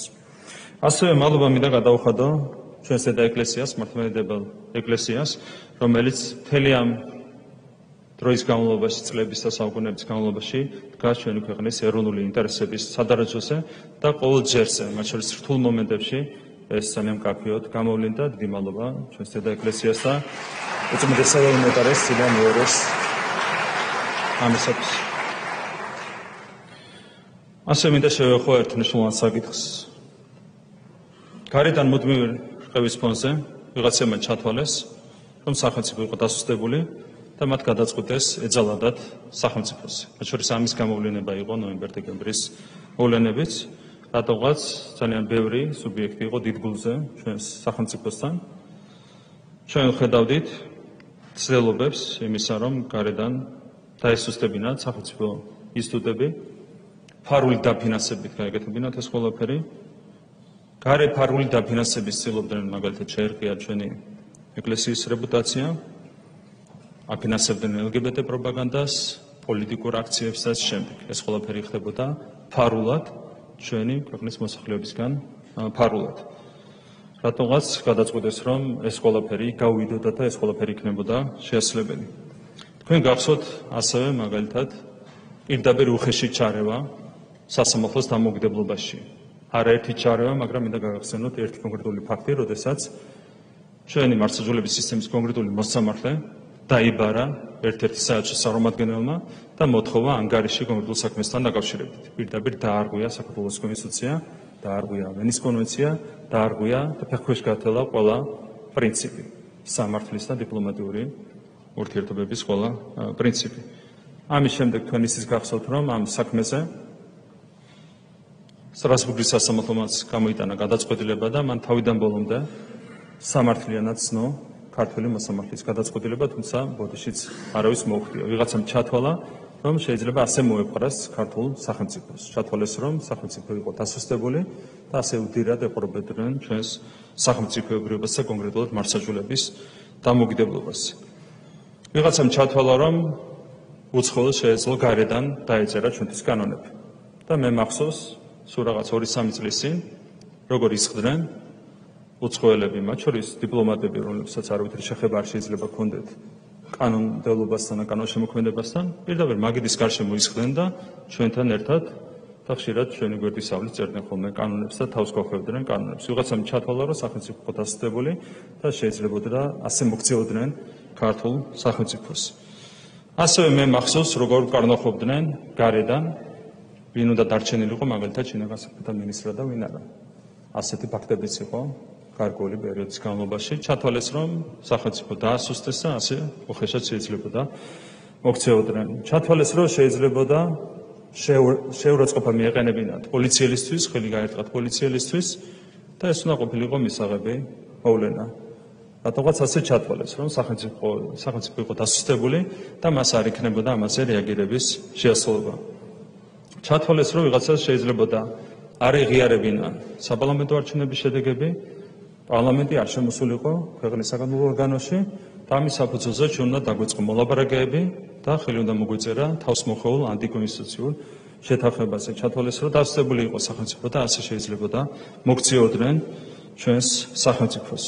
ასე ვიღაცებმა ჩათვალეს, რომ როდესაც იყო ასაშენებელი მაგალითად ქვეყნისთვის სტრატეგიულად მნიშვნელოვანი ჰიდროელექტროსადგური, ვიღაცები შეიძლება გამოსულიყვნენ და არ დაეშვათ ეს ყველაფერი. ჩათვალეს, რომ სახელმწიფო არ იყო საკმარისად ძლიერი ამისათვის. ვიღაცამ ჩათვალა, რომ შეეძლო ფული მოეპარა. ჩათვალა, რომ არ იყო სახელმწიფო საკმარისად ძლიერი იმისათვის, რომ ამაზე რეაგირება მოეხდინა. ვიღაც ნარკოტიკს ყიდდა და ახალგაზრდებს სამლავდა და შემდეგ. ეს ჩამონათვალი არის საკმაოდ ვრცელი. ვიღაცებმა, არასწორმა ადამიანებმა, უცხოელებმა, ქართველებმა მიიჩნიეს, რომ გარერყევების საფუძველზე ქვეყანა სახელმწიფო იყო დასუსტებული და სახელმწიფოს შეიძლებოდა დაპირისპირებოდნენ. ჩვენ დღეს გვაქვს სრულიად ახალი რეალობა. ჩვენ არავითარ შემთხვევაში არ დაუშვებთ თვითნებობას და ძალადობას ქართული სახელმწიფოს წინააღმდეგ, არც ქვეყნის გარედან და არც ქვეყნის შიგნიდან. მათ შორის კორუფციის მიმართ იქნებით სრულიად შეურიგებლები. ეს არის მათ შორის ახალი გუნდის შერჩევის თავარი კრიტერიუმი საქართველოს მთავრობაში, კეთილსინდისიერება არის თავარი. ზოგადად, როდესაც საუბარია საკადრო გადაწყვეტილებებზე, ორ ძირითად კრიტერიუმს ენიჭება ხოლმე უპირატესობა, ეს არის კეთილსინდისიერება და საქმის ოდნა, პროფესიონალიზმი. თუმცა კეთილსინდისიერება მე ვიტყოდი მაინც არის უმთავრესი პრიორიტეტი, გამომდინარე იქიდან, რომ პროფესიონალიზმი შეიძლება ისწავლო, მაგრამ თუ კეთილსინდისიერად არ უდგების საქმეს, პროფესიონალის არ აქვს არავითარი ფასი. აქედან გამომდინარე, გასაკუთრებული აქცენტი კეთდება კეთილსინდისიერებაზე, სამთავრობო გუნდის საქმიანობის კეთილსინდისიერებაზე და ეს ყველაფერი უზრუნველყოფს იმას, რომ ჩვენ გვექნება ძალიან დიდი მიღწევები ამ მიმართულებით. ასევე ნარკოტიკული დანაშაულის მიმართ, როგორც უკვე ითქვა, იქნებით აბსოლუტურად შეურიგებელი, ჩვენ ვერავის მივცემთ ჩვენი თანამოქალაქეების, მათ შორის ჩვენი ახალგაზრდების მოწამვლის საშუალებას. მათ შორის ვერავის მივცემთ იმის საშუალებას, რომ გარე დაფინანსებით გაუმჯობესებულად დააფინანსონ პრონარკოტიკული კამპანიები ჩვენს ქვეყანაში. წაახალისონ მარიხუანის, უბური ნარკოტიკების და სხვა საშუალებების მოყვანება. აქ მინდა კიდევ ერთხელ ვისარგებლოს შემთხვევით და მადლობა გადაგიხადოთ თქვენ გამჭვირვალობის შესახებ კანონის მიღებისთვის და გრანტების შესახებ კანონის მიღებისთვის. აი სწორედ ასეთი ქმედებების წინააღმდეგ არის მიმართული ეს კანონმდებლობა. ჩვენ ვერავის მივცემთ იმის საშუალებას, რომ გარე დაფინანსებით საზოგადოებისგან მალულად ასეთი მანკიერება შემოიტანონ ჩვენს ქვეყანაში. ჩვენ ზოგადად არ დავუშვებთ თვითნებობას სახელმწიფოს წინააღმდეგ. ჩვენ დაუპირისპირდებით სახელმწიფოს, სახელმწიფო ინსტიტუტების, ჩვენი დედა ეკლესიის დაკნინების ნებისმიერ ცდილობას, ამას ხედავთ ჩვენ ყოველდღიურ რეჟიმში და ესეც ხდებოდა გარე დაფინანსებით, საზოგადოებისგან ფარული დაფინანსებით, მთელი ამ წლების განმავლობაში, რა თქმა უნდა, ამას ვერავითარ შემთხვევაში ვერ დაუშვებდით და არ დაუშვებთ არც მომავალში. ჩვენ დაუპირისპირდებით ძალიან მკაცრად სახელმწიფო სუვერენიტეტის ხელყოფის, სახელმწიფოს იდენტობის შერყევის და ყალბი ფასეულობების თავსმოხვევის აბსოლუტურად ყველა ცდილობას. ჩვენ გვაქვს საამაყო ქვეყანა და ძალიან ღირსეული სახელმწიფო. ჩვენი ქვეყანა ითვლის 3000 წელს და ჩვენი სახელმწიფოებრობა ფარდამაზიდან მოყოლებული ითვლის 23 საუკუნეს და ჩვენი ეს სახელმწიფოებრობა, ჩვენი სუვერენიტეტი და დამოუკიდებლობა დღემდე მოიტანეს ჩვენმა გმირმა წინაპრებმა, მათ შორის 90-იანი წლების ომების გმირებმა, 2008 წლის ომის გმირებმა. და ჩვენ გვაქვს ძალიან კონკრეტული პასუხისმგებლობა ჩვენი გმირების წინაშე, ჩვენი წინაპრების წინაშე, ჩვენი ქვეყნის წინაშე და ჩვენი საზოგადოების წინაშე, რომ მტკიცედ დავიცვათ ჩვენი ქვეყანა და ჩვენი ქვეყნის ეროვნული ინტერესები. და რა თქმა უნდა, აქეთკენ იქნება მიმართული საქართველოს მთავრობის საქმიანობა მომავალშიც. და დასასრულს კიდევ ერთხელ გავიმეორებ, რომ ჩვენ გვაქვს ორი მთავარი ოცნება, ორი მთავარი ქართული ოცნება. ეს არის ჩვენს ქვეყანაში სიღარიბის საბოლოო დაძლევა. და როგორც უკვე ითქვა, ძალიან სწრაფი ტემპით მივდივართ ამ მიმართულებით. ჩვენ საშუალო პერსპექტივაში გვექნება მიზნის სრულად მიღწევის საშუალება და მეორე ეს არის ტერიტორიული მთლიანობის აღდგენა, რაც არის ჩვენი ეროვნული ოცნება. ყველა ის ნაბიჯი, რომელიც იქმნება საქართველოს მთავრობის მხრიდან საბოლოო ჯამში ამ ორი ქართული ოცნების ასრულებისკენ არის მიმართული.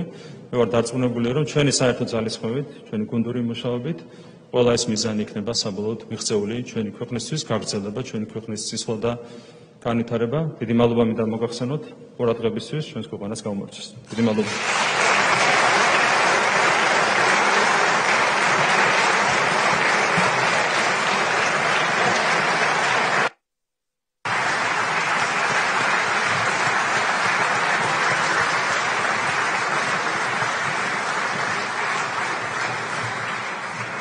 მადლობა.